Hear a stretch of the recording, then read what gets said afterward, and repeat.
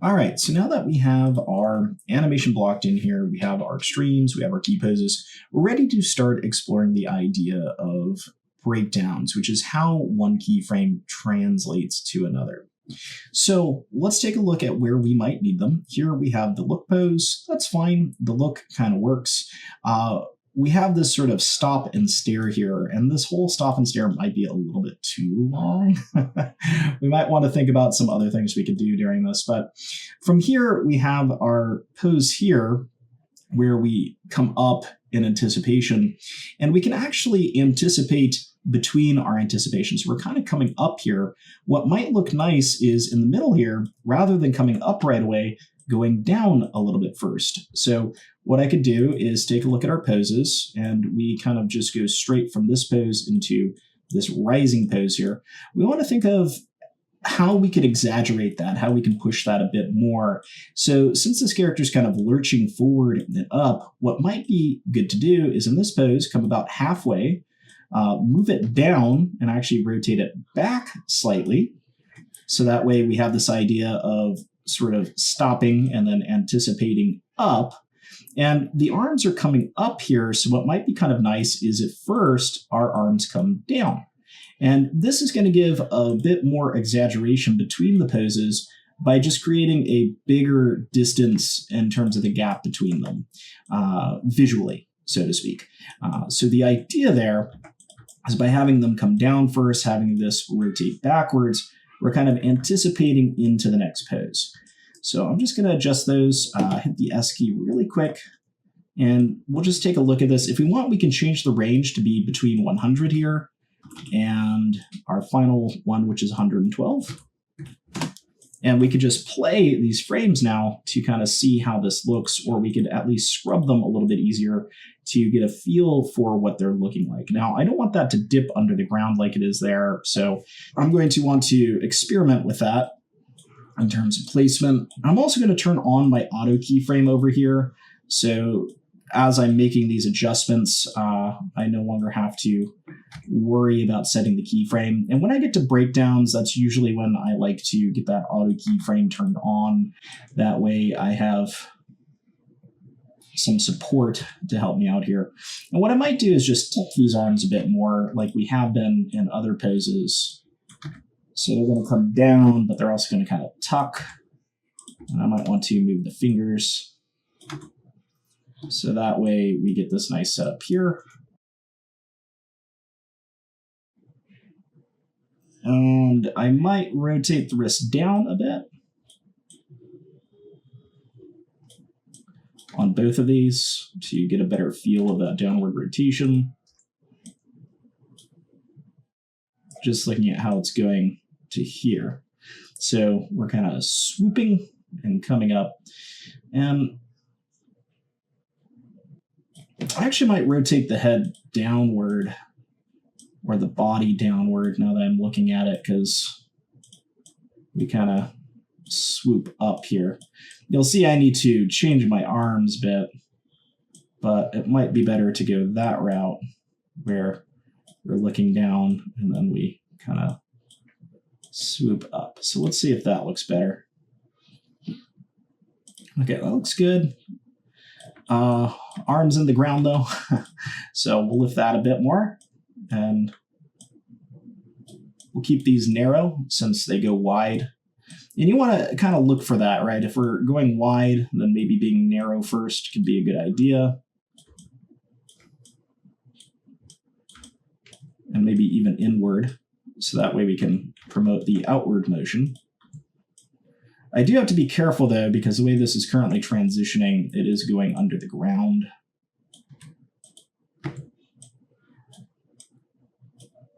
But that does look like a pretty strong pose there. And this is where we might end up needing some in-between. So you can see how those hands go under the ground there. We may need to in-between that. But it could also be that I just need to pull this up more. So we come up more and back more so that those clear the ground. And an interesting trick you can do with the graph editor is you could come in here to the problematic frame, which is right here, come to the translate Y, and you could look for the next Y pose, which is this here. So this is like our in-between. We could pull this up to see how high it needs to be to clear that. And what we're going to get now is it's going to come up higher and then kind of come down forward, which I'm okay with. I think that looks kind of nice there. It gives us this nice motion. It's very fluid looking, and that's what we're trying to achieve, is a nice fluidity in our motion. So let's go ahead and save that. I'm going to do a save scene as 0103. And we can continue this out. So let me just set this back to 220, set this back to 1. And I like to play usually after I create my keyframes, especially if we don't have a really long shot like this, just to see how that is looking. And I think that's pretty nice. So we have this nice motion here where we're swooping. And then the next motion we're going to need to think about is the next anticipation between this anticipation. So this is like a really big buildup. And then we come up, and then we're going to swoop down and grab. So basically, we want to get something going here that looks a little bit better in terms of this. And not all of your breakdowns need to be as elaborate as something like this, where you're really kind of swooping the energy up. They can be a little bit more subtle, like just getting the arm to come out and be flat instead of whatever this is. So it could be as simple as getting that to come out this way a bit more, and maybe even trailing behind a bit. And I might even throw in a little bit of a rotation here. So I might want to adjust the elbow here a little bit as well. I want to keep everything on screen if possible. And just move this back. I still want to keep it level though. Okay, once you have a good pose, go ahead and test it and just see how that transitions. And you'll see we're getting a little bit of weirdness between here and here. We can kind of think about what's happening there. This is kind of swooping down. And you can see how this pose looks off here. So this is going to be stuff that's dealing with the graph editor. There's just some rotations it's not really liking. And I think we're going to have to work on those when we get into the curve refinement. So that little dip there, that's going to be curve refinement stuff. But as far as this arm goes, I'd say at this position, it's looking much better. I'm going to get it higher onto the screen though, and I might even make it come up this way and delay it backwards. So that way we have this more dramatic grab. I am also going to bend the wrist more in this pose. I want to keep it on screen though. So that way it kind of swoops over, up, and then down for that grab. And there is a lot of stuff I'm going to have to figure out there in terms of just graph editor stuff. I might even back out, grab this entire rig here, switch that to stepped, and then switch it to auto tangent just to refresh my tangents and just see how that's going. So let's go ahead and play through that again. We're going to swoop up, out, and grab. And then we're going to do our chuck there. So not 100% sold on this pose. I might want to explore it a bit more. I don't like how it's going off screen there. So there are some things that I'm not the biggest fan of when it comes to this pose here. But I'll have to play around with those and try and figure out exactly what I'm not liking. And some of this stuff might come down to refining the animation curves more so than anything else. Because the pose itself looks good, it might just be how it's getting there. I might also want to change up my other pose a little bit. If I just move this forward frame by frame, I think that looks okay. Now, one thing you will want to do is on these breakdown poses, you will want to grab everything and hit the S key at some point. So I'm going to go back here and do the same thing just to make sure we have everything keyframed. It's a nice practice to have. Okay, so we have the grab here, and we're just going to kind of sink into this pose. I don't really think anything else needs to happen as a breakdown for this pose, but if we did want to add something unique, we could think of maybe something the other arm's doing. Like I mentioned, your hand does things, so it could be something as simple as changing what the hand's doing. But I think that's okay. I don't think I really feel too much the need to author that, and we can play to kind of look for areas we feel it's necessary. Now this area, we are going to make some changes. So what I'm going to do is create some things called eye darts. Now, this character doesn't exactly have traditional eyes, but the idea is you have the eyes hold for a minute, shift location, hold for a second, and then switch location and hold. And minute and second are figurative there. Obviously, we don't hold that long. But we have the character. They're lifting this. They're already looking at it. So we're going to want this to lock into place. Maybe we do this for about 8 frames. So I go to 140. And then we'll do a quick shift to look somewhere else. So maybe we'll do that over the course of 4 frames or 2 frames even. So I'll go to 142. And then we'll shift it to be looking at another part of it. And then we can hold that for about 8 frames to 150. And then we could go ahead and take the original positioning, just copy this, Control-C, and at 152, paste it again. So that way we have this look. And now when we get to this portion where the character is looking at the stone, you'll see they'll look in one spot, shift, and then look again. Now we might want to get a few more in there. I think that timing was a little bit short, and also my holds seem off there. So let me try that again. We have the character holding it. Let's make them only stare for 4. 1, 2, 3, 4 frames, and then shift for 2, and then stare for 4. So I'll go here to 138. We'll go 1, 2, 3, 4. Hold, and then 1, 2, shift. And this is where I'll need to shift to a different spot. And hold for 1, 2, 3, 4. Now I need to make that hold, so I have to copy it. And that might be where I'm running into my issue here, as I'm not copying my frame. So let's experiment. So that's holding for 4. We shift, we hold, we shift, and then this is the frame I need to copy. So I'm just going to copy this here. I'm going to highlight that. Do an edit copy, or you can use Control-C if you're feeling confident. And we're going to hold that for 4 at 48, and then we'll paste. And then that will shift back at the end there. Okay, let's see how that looks for the eye darts.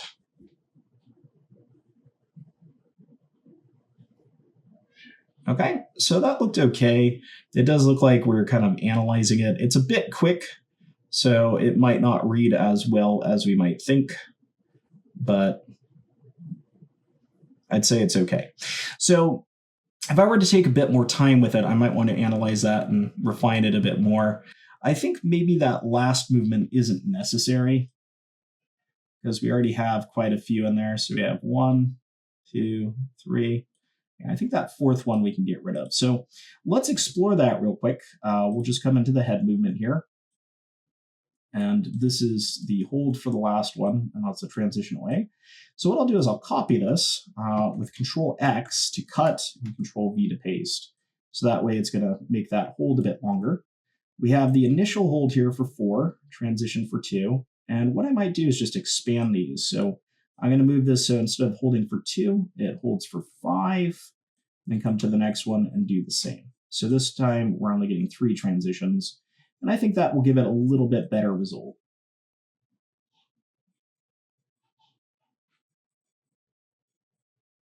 And that looks pretty good. Now, we might want to do something similar at the start here, where we have this character looking down at this. We might want to transition this a little bit here, where when the character looks and kind of does this hold, we might do something similar with the eye darts, where we hold this for maybe 8 frames. So that'd be like 96. And then afterwards, at 98, maybe we transition so it turns its head and holds. I think we need a little bit more time for that, though. So we have 88 to 100, that's 12 frames. So maybe we hold for about 4 frames here. So we go to 92, keyframe that. At 94, we do our transition, where we twist our head a little bit, make it look inquisitive. And then we could copy this, Control-C, and we could paste this at 100 so that it resumes here. And then we have this idea here of the head sort of twisting and being inquisitive and then acting. So it shows a little bit of thinking. I think that looks pretty good. We might need a little bit more time for it. This is one of those things where it's like, okay, We could probably retime the animation for this, but I don't know if I'm feeling it. So I think that works out okay. We have them stop, look down, twist head, and then transition. We could have him twist his head the other way too, so we could hold for 1, 2, 3, 4. About 4 is the smallest amount you're going to be able to notice. So 1, 2, 3, 4. Keyframe here, then 1, 2, transition to the other way. And then here, copy this, Control C, and then at 100, Control V to transition. And we could see if that's going to be too jarring or not to try and sneak that in there. I think it works okay. Gives this character a bit more of an inquisitive feel as the character's moving. Now, this brings up an interesting aspect of animation about character development. We've kind of changed this to be a more inquisitive creature, so it might be worthwhile to make it look like it's searching for something earlier on here in the sand by copying this sort of motion. So we'll get to that after the fact, but let's go ahead and start by just resuming our adventure here. I'm going to save again, another iteration, and move to the next breakdown. So the next breakdown that we're going to look at is going to be the throwing motion here, and it's kind of a 2-for-1. So we have this section here as the character anticipates down, and then as the character throws. I don't really know if I need any breakdown actions in these per se, because the downward anticipation is a breakdown in itself to the throw, and those are fast enough to where I don't think it's really needed. After the throw happens and between restoring here, I might want to think of something though.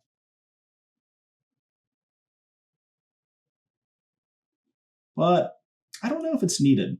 So with these particular poses, I definitely think what we've done adds life to it. But I think with that robotic aspect, that works well. So let's go ahead and explore this here then. Let's do a couple holds. So this is pretty long. We want this character to look like they're searching. So maybe we'll do about I don't know, let's find out how many frames we have here. So we have 72. We could go ahead and divide 72 by a number. So what's 72 divided by something like 8? It's 9. So we could have it transition 9 times, or we could do 72 and divide it something like 12, which I think is more reasonable. That's 6. So basically, every 12 frames have them search a different direction. So we'll come to frame 12, hit S, come to frame 14, and do a quick transition and make it pretty well seen. And then we'll hold that for a period of time. So I'm actually going to copy that change. I'm going to need to highlight this and copy it and hold that for 12 frames. So I'll go to 26 and just paste that for the head. And the nice thing is the head's not attached to the body, so it's not going to hurt our body animation at all. However, if our shot cam gets changed, it will. So this is the nice thing about having a keyframe. I don't know how I moved my camera, but I did. We could just delete this keyframe we accidentally created here. Okay, so let's come back to the head. Ooh, that's not good. Okay, so this is one of the reasons why it's good to save often. I did accidentally keyframe that, and I might turn off auto keyframe at this point because I've made enough mistakes to where it's actually causing me some major issues. Let me see if getting back to the beginning here. It's very interesting. It's not considering this camera change a keyframe. Not the end of the world. Let's save. If you do accidentally do this, you can save and you can roll back to the previous document, which is going to be 104. And here, I haven't accidentally destroyed my camera. We can copy the keyframe from that, or the values at least. If you come up here to edit and you go to keys and copy keys, that will transfer between documents. So we can go to open 05, don't save, and we can come to our camera and we can paste. You can come to edit, keys, paste keys, and that should work. I'm going to turn off auto key so I don't accidentally bump my camera, and now I just have to commit to pressing the S button as I'm doing these head adjustments. So that's how you can save that. And hopefully I didn't lose anything in terms of undos or saves. I think I have exactly what I needed, so I'm happy with that. And we can just continue this out. So between here and 12, we'll just hit the S key. 1, 2 to 14, we'll rotate the head to be looking somewhere different at the ground. That way we get the idea that this character is patrolling. And I might even want to change this first position to be a bit different, because that doesn't really look like it's searching at all. But yeah, let's just go with it for now, and we can change it later if we need to. 14 plus 12, 26. We could paste that. It looks like it's not pasting how I might anticipate, so let me just highlight this, do an edit copy, and then do an edit paste. That's what we should see. Then at 28, we'll go ahead and set a new keyframe looking somewhere else, and try and keep it appropriate to where the camera's at. So a good example here is maybe having it look to the other side of the screen where we're losing a bit of space as the character's moving. So we'll just hit the S key there. We can copy those, Control C, or edit copy up here in the editor might be safer. Then we can move forward 12 frames. So 28 puts us at 40. We'll paste. And then at 42, we can keyframe this looking another way, maybe even looking upwards. So maybe they're even searching the sky for whatever this thing is they're looking for.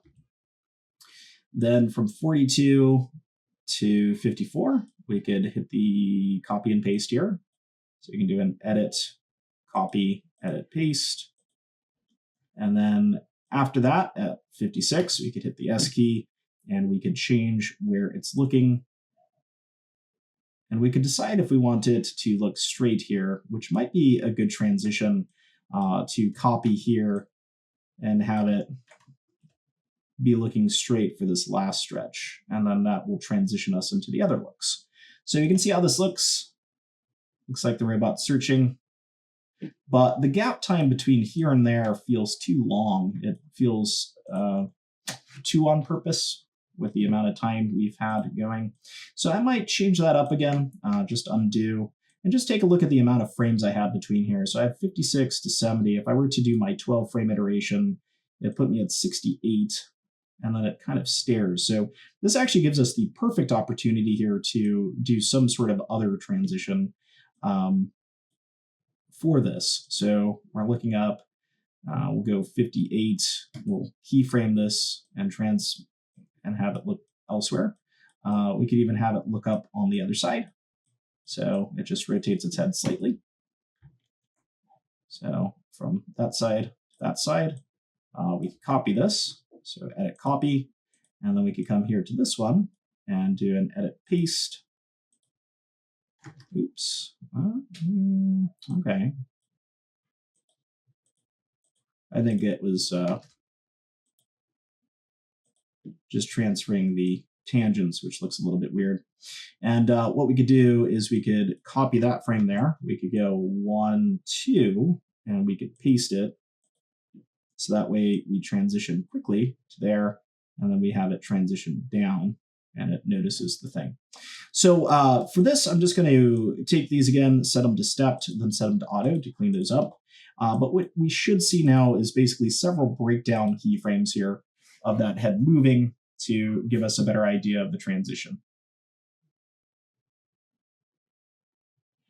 And I think that gives us a nice little feel of the robot searching and looking for something. The one thing I might change up is that direct stare. I feel like the direct stare makes it feel like it's not really looking as much as it could be. So I think for both those frames, I'm going to change that up, but that's bringing a lot more life into our robot and a lot more character into it. So let's go ahead and save this again. New iteration, in case I want to go back and make these changes. And we can come in here and on this first stare, make some adjustments to it. For the second stare, I'm having it look over there. So for the first stare, what I might do is just have it be looking that way a little bit, or maybe more towards the camera. Hit the S key to get that in frame, copy that, so edit copy, and then just move forward and paste that so I have a hold for that look. So once again, you're doing eye darts. You don't want your eyes rolling. We look and hold our head, and so do robots apparently. So this is the next one I want to change. This one here, I might want to just make it into the head looking down, and then we'll have the head do the little bends that we're going for. So I think what I'll do is actually copy that frame of it looking at the stone, which gives it a reason to stop. So we'll edit paste. We're going to look. I'm going to get rid of this middle frame, and we can look for the same frame rate we have been, which is 12. So 74 plus 12 is going to put us at 86, which is pretty much what we already have. And then he's going to do the head transitions. And this gives us a little bit more leeway with the head transitions here to where I could give this the breathing room that I want it to have. So we gained about 2 frames. I can give that about 2 frames or 3 frames. So that way we get the little head turns, and it works out being readjusted here.